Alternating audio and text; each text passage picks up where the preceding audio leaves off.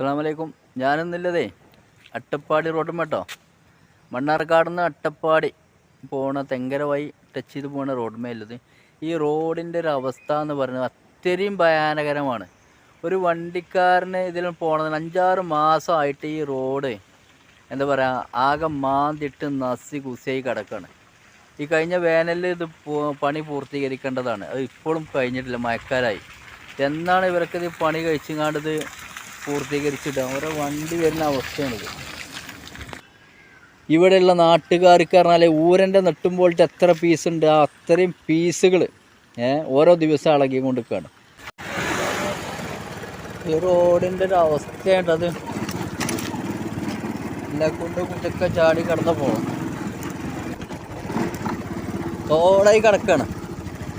ഉണ്ടോ റോഡിൻ്റെ അവസ്ഥയാണ് ഈ കാണേണ്ടത്. ഇത് കണ്ടില്ലേ,